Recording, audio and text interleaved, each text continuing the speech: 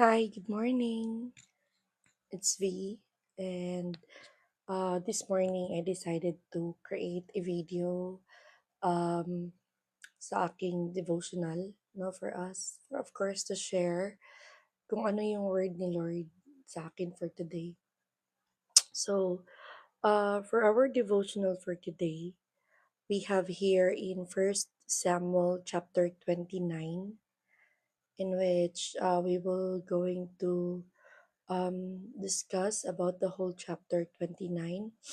Of course, meron tayong key verse na makikita doon sa verse 9 na sinasabi niya doon. But Akish insisted, as far as I'm concerned, you're as perfect as an angel of God, but the Philistine commanders are afraid to have you with them in the battle. Now, the word of God this morning sent us a question. The question is, what happens when your plans suddenly start failing? Like for example, ang dami na nating plano sa buhay, right? We have a plans on our interviews, we have plans on our relationship with our friends. We do have a lot of plans in our lives, but what if suddenly all of our plans starts to fail? Now, what if suddenly all of our plans starts to, fall down? No, do we question God? Do we blame God? Do we run away from God? And on this chapter, this is actually what happens to David. Now, we all know the story of David from the young bata pa siya. He was, or he became, or he was anointed to be a king. No? And then because of that, the presence of God is with him. However, because of jealousy, King Saul actually, did something that make David hide because of course he's scared kung ano yung pwedeng mangyari sa buhay niya.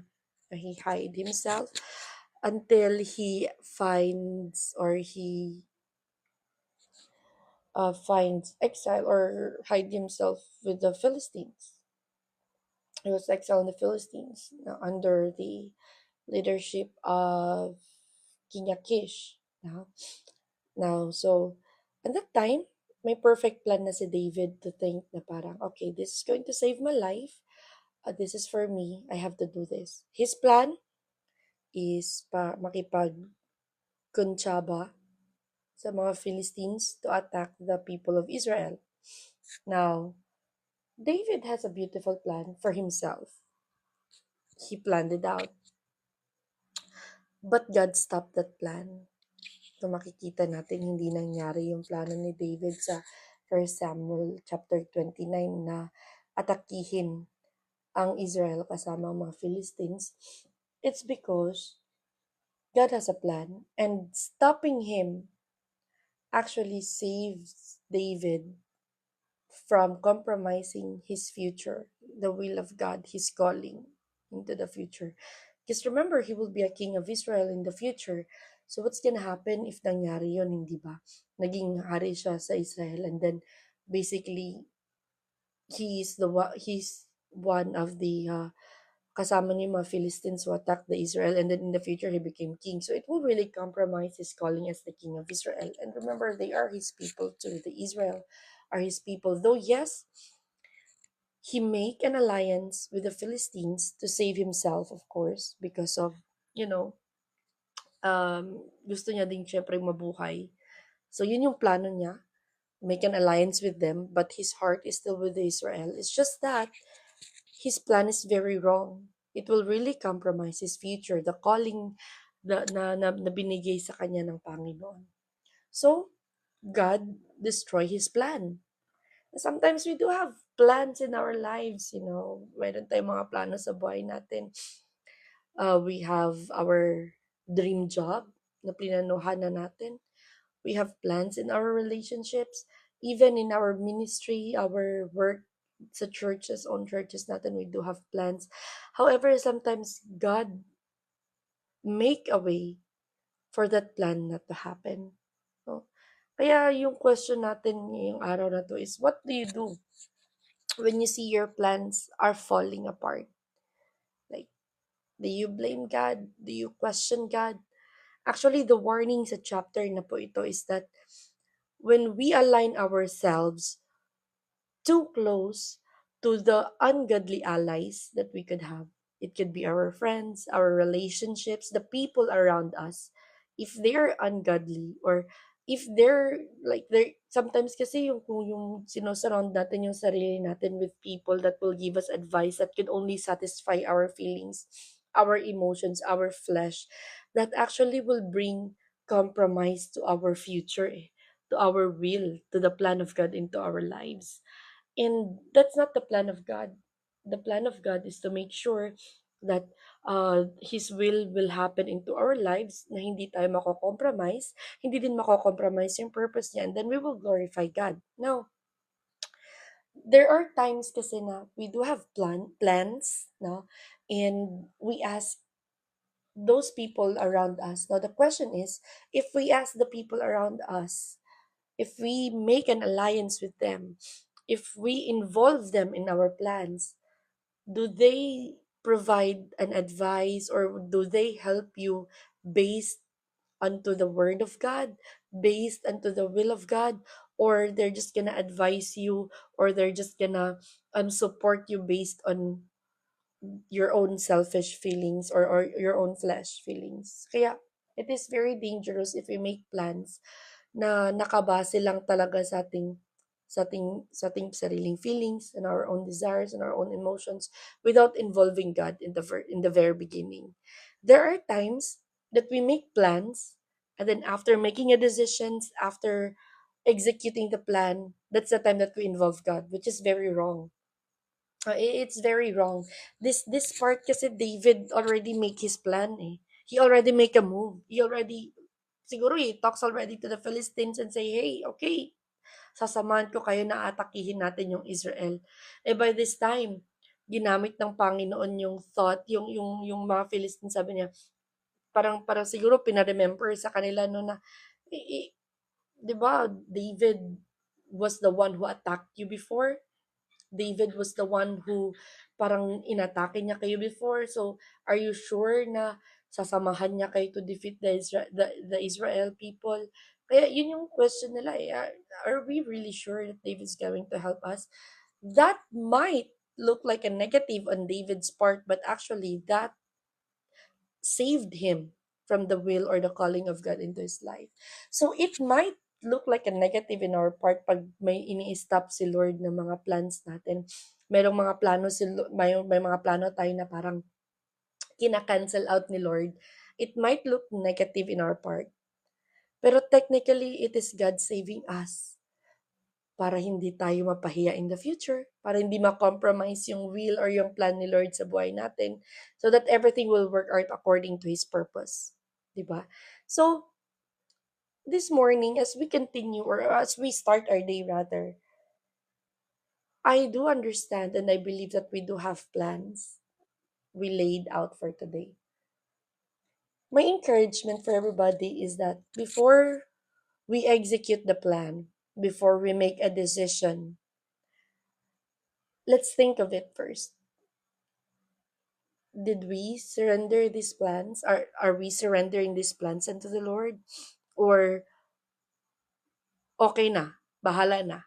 Nandun na tayo sa bahala na si Batman na quote natin minsan ano. Sige, okay na to, bahala na si Batman. And then magsisettle na tayo sa pwede na to, okay na to. At least may ganito, at least may ganyan. No, so we need to be careful in laying down or executing our plans, and make sure that we involve God first, hindi after the execution of the plan. God should be involved first, and then before the execution. If God says yes, if God says go, if the word of God says yes, then we can go ahead and do the plan, continue with the plan. And then also, we should be mindful and careful who we involve on the plans that we have. Kasi hindi lahat ng friends mo can be your alliance on the will of God. Hindi lahat ng friends mo pwedeng maging kakampi mo sa will ni God sa buhay mo. hindi yung karelasyon mo or yung relationship mo ngayon. That's not there will be really a tendency that that's not the person that will be your suitable partner for the will of God into your life. That's why it is very important that we should be careful in choosing our partner in prayer, our partner in regards for like ini-involve kung sino yung ini-involve mo sa mga plano mo sa buhay mo, sa mga decision mo sa buhay mo.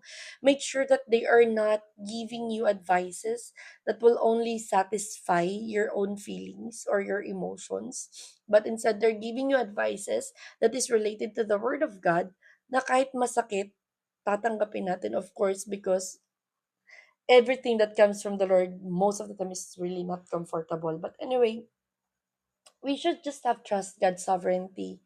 We can just trust God's power, trust God's promises, no, His ability to change or to turn our situation around, no. Kung yung interview mo ngayon, it doesn't work, meaning to say that's not the will of God into your life. If that relationship doesn't work, meaning to say he's not the right person, that is not the right person for you, nakasama sa iyo for God's calling into your life. If your plans doesn't work, meaning to say God has a better plan. So don't settle for pwede na to. Don't settle for okay na to. Don't settle for at least meron. We should settle for what's best na galing sa Panginoon. Kaya, just like David, he has its plan. Naplanado niya na eh. No, na okay, kakampihan ko kunwari ang mga Philistines to attack the Israel just to save myself na para but my heart is still for Israel people. Kasi kung nangyari talaga ito, it will compromise on the day that he will be crowned as a king. It will compromise his relationship as a king to the Israelites. So it's still God is still in control. God is still in control. God is working behind the scene. God has a better plan and He doesn't want us na mapahiya in the future. He doesn't want us na maging kawawa in the future. He doesn't want us to settle for less. No, so this morning, God's word for us is that we should be careful in making a decisions, especially in our plans that will affect our future. So if our decisions or our plans does not involve God yet, this time to, this is the right time to involve Him. This is the right time na to allow God to destroy your plans kahit na masakit, kahit na hindi ka komportable, kahit na nalilito ka kung bakit ginagawa to ni Lord, kahit na parang hindi mo nakikita yung it's like a hopeless situation, kahit na parang ang labo-labo pa rin or ang labo-labo pa sa paningin mo kung ano yung gustong gawin ng Panginoon sa buhay mo. Hayaan mong guluhin niya yung plano mo.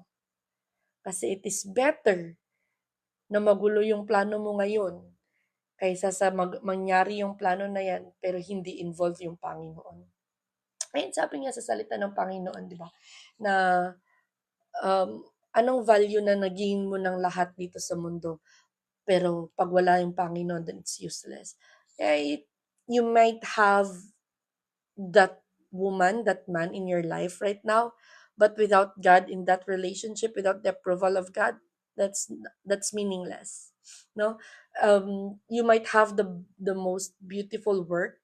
Sabi mo, ang laki-laki ng sahod, maganda yung mga incentives that lahat. I like the job hearing that. But you have to sacrifice your time for the Lord. You have to sacrifice your commitment to the Lord. Then it's useless, 'di ba? We can say you might have the most beautiful thing, all of the beautiful things in this world, but without God involved in it, it's useless. Kaya this morning in this chapter that we had studied in First Samuel chapter 29, just like David, we also have plans. We are so excited to execute it. We're so excited for the outcome, no? But the challenge here, which is very mahirap minsan sa atin na gawin as a Christian, is to surrender and allow God to destroy the plans if necessary. No? Minsan kasi we rely in our own understanding. But let us trust God. And the most painful prayer that anyone could pray is that, Lord, if this is not for me, take it away from me. Lord, if this work is not for me, tanggalin. Lord, if this relationship is not for me, remove him or her. No. It is the most painful prayer, however, it is the most beautiful prayer as well. Masakit siya, syempre. No? Kasi, for example, pinangarap mo yung na trabaho. Pinangarap mo yung mangyari sa buhay mo. And then suddenly, hindi pala yun yung plano ni Lord sa buhay mo. So, syempre, excited ka na eh. Happy ka na. Nandun na, finally. Lahat ng pinaghirapan mo, andun na sana. But then God said no. No? O di kaya, you love someone. And then basically, God, you already made plans for that relationship. Plans to marry that person. Plan to spend the rest of your life with that person. Then suddenly, God said no. Sometimes, it will be really painful. Pero mas okay na yung mas masakit ngayon kaysa sa masaktan tayo at the end. And then mag-restart na naman tayo from zero. So this morning, I hope that we have learned something, especially in our plans, in our lives, know that if God is trying to shake our plans, don't ask why. Ask God, Lord, what are you trying to teach me? And then, Lord, help me. Help me na sana makaya ko yung hirap, makaya ko kung ano man yung gusto mong ipagawa sa akin. And then, prepare me for the biggest and greatest breakthrough na gagawin mo sa buhay ko. As I'm telling you, if we involve God first, hindi mo pagsisisihan. God will not allow you to compromise your beautiful future. That's not His plan. So it's your choice this morning. How are you going to execute your plan? Are you gonna involve God first, or are you gonna involve God after? So I hope that you have learned something, and tomorrow we'll see you again the same time.